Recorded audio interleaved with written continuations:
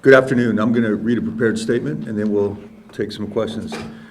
Thank you for joining us here today. I truly wish it was under different circumstances. At about 1 a.m. last night, I received a call from our chief of police notifying me that a charter bus carrying about 25 of our students, plus coaches, had been involved in an accident in Hudspeth County. The teams were returning from a UIL regional track meet. The bus carried students and coaches from Jefferson, Austin, El Paso, Burges, Andress, and Irvin High Schools. Coaches from Chapin High School were also on the bus. Tragically, 2 adults were killed in the crash, including one of our own. Irvin High School social sciences teacher and track coach, Arcadio Duran, passed away due to the injuries he received. Mr. Duran was a dedicated member of the Irvin faculty and a devoted coach. We will grieve along with his family and work with his students and players to help get them through this difficult time. Our students and staff who sustained injuries were taken to Del Sol Medical Center and University Medical Center. Their injuries were non-critical and non-life-threatening. This morning, we visited both hospitals, and our students and staff were shaken up, but they're doing quite well. We want to thank the staff at Del Sol and UMC for their kindness and support in taking care of our students, staff, and their families. We'd also like to thank our fellow district families. Buses from Canutillo and Socorro were also traveling in a caravan from Lubbock with their own students. The buses stopped and remained with our students during the ordeal. They gave our students shelter and comfort. They remained with us until all of our students and staff were cared for and were on their way back to El Paso. It is times such as these that remind us that we're all one family, one community, all focused on taking care of kids. I'll pass over to our board president, Ms. Fennebach, and then we'll take some questions. The Board of Trustees and I would like to offer our sincerest gratitude and condolences to our coaches, our trainers, our families. Our coaches and trainers offered aid at the scene with no regard for their own injuries or their safety. We've heard many heroic stories of the help that our staff gave at the scene. Our thoughts will focus and remain centered around the students and coaches who were hospitalized, and we're doing whatever we can to help them and help their families. We will have extra counseling support available at all the affected campuses. And we want to thank you all for being here today. We ask that you give our students and families time to adjust and heal, and we ask for privacy for the Duran family. And thank you, Board President. So here we've got our Chief of Police, who's been involved early on, and our athletic director also. Actually, the first call was from our athletic director that called me this morning, and then Manny Castrita is our head of counseling for the entire district. We're working on grief counseling and making sure that we have support for all of our students at all the impacted campuses. So all of us are available for questions. About how many injured were there besides the fatality? So we had 9 at UMC, and I believe there were 8 at Del Sol. At least, yes.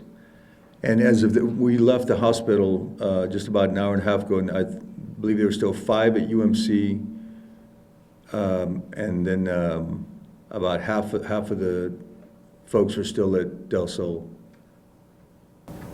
Is there a reason why, when events go so long or last so late, that either the districts that are competing or the host district don't make accommodations for these teams to stay overnight and then leave once the sun comes up? Well, I'll let our athletic director, but we actually do that. We make a decision on a case-by-case basis. Last night, the protocol for Lubbock was followed. As you see, the other districts came home in that caravan. I'll let you speak to our situation in Arlington. Our 6A teams were in Arlington for a track meet, and we'll converse on a regular basis during these situations. And we decided, because of delays, that our teams in Arlington would stay in Arlington last night. I don't know if you want to speak to Yes, we have some guidelines for travel, And I'm just going to read to you real quick what we have in our I don't know handbook. if you could do all that. Let's just talk about this one situation. Okay. We can Well, give for that. the Arlington trip, we are 6A in Arlington, and we had already made arrangements with our bus line that we asked for 2 drivers because we knew it was a long ride back so that they could come home. But then we watched the weather. The coaches were saying, the weather's going to be really bad on Saturday. We don't know what's going to happen. So we made the decision to keep them there another night. And it was a good decision because the track meet was delayed until 6 p.m.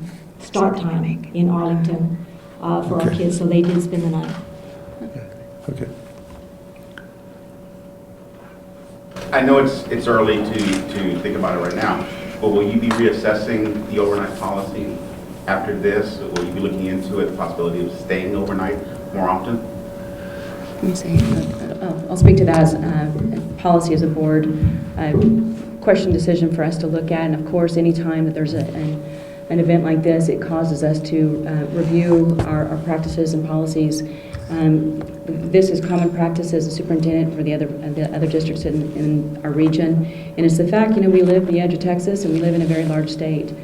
We want to be able to maximize our students' participation in athletic events as much as possible. I think it would be devastating if we could not come up with the funds in order for them to participate. This was a very safe arrangement for travel. It was a private coach with a professional driver. When we're going to be on the road for extended periods of time, sometimes we'll require 2 drivers. This was in no way our fault, or our bus driver's fault. This could have happened in the middle of the afternoon. Was there a reason that you picked a coach as opposed to the school driving themselves? Could you repeat the question? Was there a reason you went with a private coach as opposed to the school providing the transport? Well, our policy with coaches that we actually changed in the last couple of years was after a certain number of hours, they have to spend the night. So as the board president mentioned, the only folks that can drive longer distances are professional drivers, and then 2 drivers if we need them. But coaches are required to spend the night anytime they travel over how many hours? 4.5. 4.5 hours. I noticed that it said that the 2 questions out of this one, that there were seat belts provided on the bus that was taken. First off, did the seat belts help prevent further fatalities or more serious injuries? And secondly, I know there's been discussion going on for quite a few years about school buses getting seat belts. Is this going to affect the decision to get buses with seat belts now? And I don't know if the chief wants to speak. With regard to the specifics of the accident, DPS has not released that information to us. We've been in contact with the troopers all evening, and Ms. Kennedy and the chief were working with them all evening, but those details were not provided to us. I think the seatbelt discussion in terms of school buses has been active for quite a few years now. We're in the process of buying school buses now, so that is something that we will look at. But you're right, that's been a common concern of folks, school bus-wise. But the charters, it was our understanding that they did have seatbelts. We just don't know if they were utilized or not. So we had heard that there were 3 fatalities. Could you confirm that? And also, could you specify, we had heard that it was a truck. Could you specify what type of vehicle, semi-truck, pickup truck? Thank you. First, let me express my deepest sympathies to those that were lost and to the students and families that were injured and impacted by this tragedy. The information that has already been released to the media, you all have just as much information as we do to this point. My understanding, it was a pickup truck that struck the charter bus, and there was 1 fatality from the pickup truck and 1 from the bus. I can't really elaborate a lot further on the details of the accident investigation itself. That's being handled by the Texas Department of Public Safety. It would be inappropriate for me to go into further detail. These are very complex investigations to determine where everyone was seated, what caused the accident, what the repercussions were of the particular drivers that were involved. So I think that it's important that we give them an opportunity to conduct a very thorough investigation so we can determine exactly what occurred. So just 2 fatalities? Yes, ma'am, just 2 fatalities. The other fatality, the other coach, and I guess the driver, the other vehicle, or? Yes, sir, that's my understanding. We had heard that the kids were pretty orderly, didn't panic when this happened. Could you talk about kind of what was going on. We know a lot of people really jumped in to help during this situation. Could any of you speak to that? The superintendent and I were just at the hospital speaking with the students, the coaches. When the truck hit the bus, it caused a fire, and the front window was crushed, and the exit door was inoperable.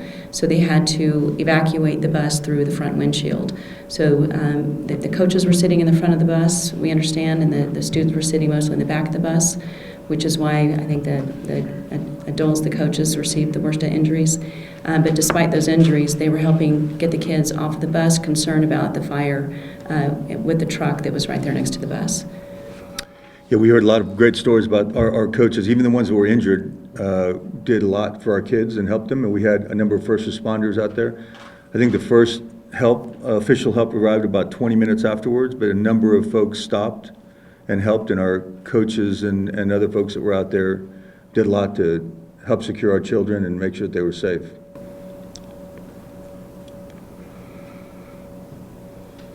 Any other questions? And you said the kids were going to be released, the people who were in the hospital, so nothing major injury, just scratches and bruises, or? A lot of that, obviously, it's personal information, but we have about at least a third of the kids that we know will stay and get evaluated, and a couple of the adults are going to stay a couple of nights, for sure. But we were just, at the point that we were there this morning, the doctors are still doing their x-rays and tests and whatnot, and we left just around lunchtime, so we just don't have the latest information. But we know that at least half of the folks were released already today. With regard to the severity of the other ones, nothing life-threatening, but folks are still being evaluated. Mr. Castrita, can you speak to the services that will be offered at the campuses? First of all, from counseling and advising and our staff, another condolence to the loss of the coach at Irvin and the staff that are present, and also to all the others who were all able to provide assistance. Our office was contacted early this morning, and then we immediately enacted our internal crisis plan and reached out to the administration at all the impacted campuses and those not impacted as well, to be on alert. We have instructed the campuses to allow their counselors to inactivate their crisis protocol at the campus level in order to provide grief support and trauma support for students, both those that were on the trip or those that know our friends that were on the trip as well.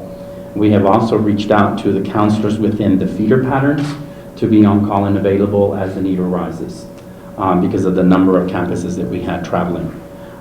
We also have a response team already assembled that will be reporting tomorrow morning to Irvin High School to support the students and the faculty through this difficult process and time.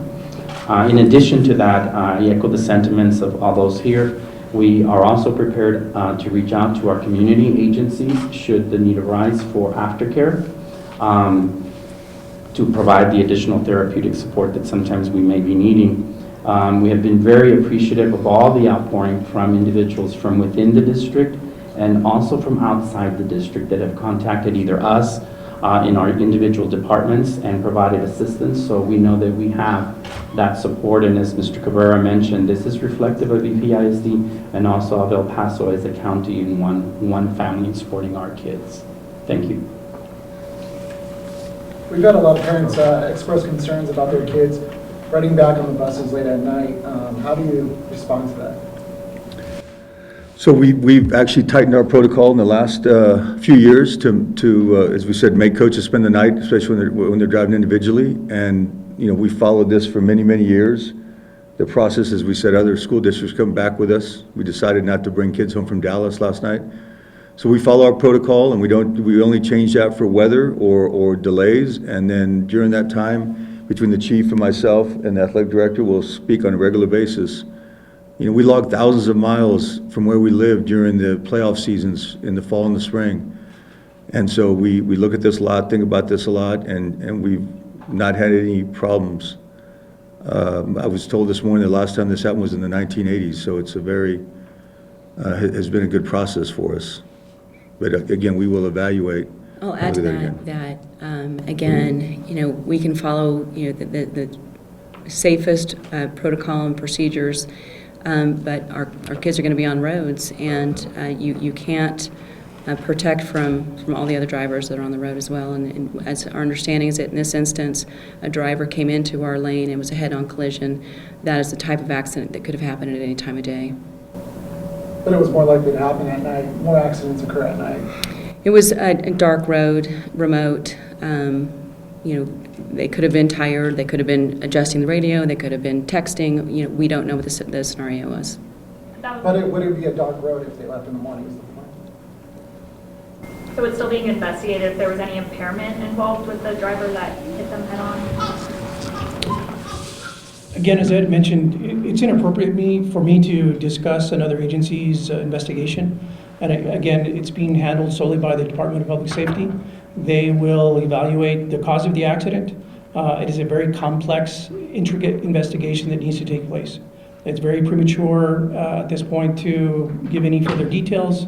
It's going to take them some time to determine what the actual cause of the accident was. Closing.